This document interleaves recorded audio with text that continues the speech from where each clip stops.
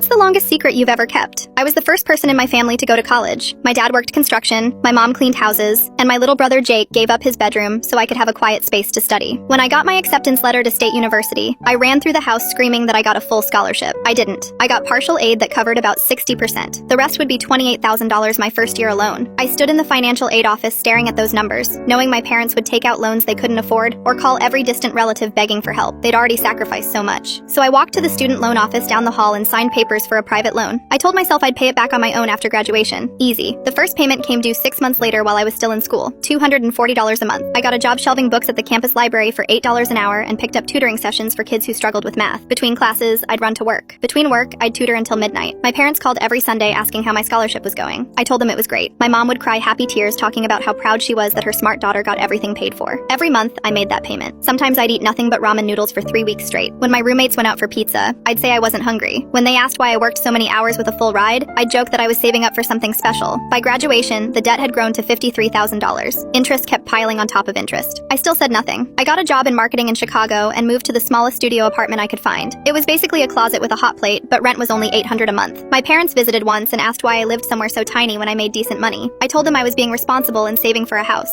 Really, I was drowning. Every single month, I'd transfer money to that loan. I walked 40 minutes to work instead of taking the bus. I bought clothes from thrift stores and told people I was into vintage fashion. I never went to movies or bars. When coworkers invited me out, I'd make excuses about being tired or having plans. My friends thought I was incredibly disciplined. They'd joke about my monk-like lifestyle and ask for budgeting advice. If only they knew I was living on peanut butter sandwiches and splitting single meals into 2 days of food. The worst part was lying to my family. When Jake started applying to colleges, he'd call asking for advice about scholarships. I'd help him with applications while knowing his chances were slim. When my parents mentioned how expensive college was getting, I'd nod and agree while making another payment on my secret debt. 5 years passed, then 6. The balance barely moved despite never missing a payment. I'd lie awake calculating how many more years I'd be trapped. My parents kept asking when I'd buy a house or find a nice boyfriend. How could I explain that I couldn't afford either? Year 7, I got promoted and started making better money. Instead of improving my lifestyle, I threw every extra dollar at the loan. I worked overtime whenever possible. I sold my car and took public transportation. I subletted my apartment for 3 months and slept on a friend's couch, using the rent money for payments. My parents started worrying I was too focused on work. My mom would call saying I sounded stressed and needed to take better care of myself. My dad offered to send money to help me enjoy life more. Every offer broke my heart a little more. Year 8, I finally saw light. The balance dropped below $20,000. I started making double payments, then triple when I could manage it. I took freelance projects and worked weekends.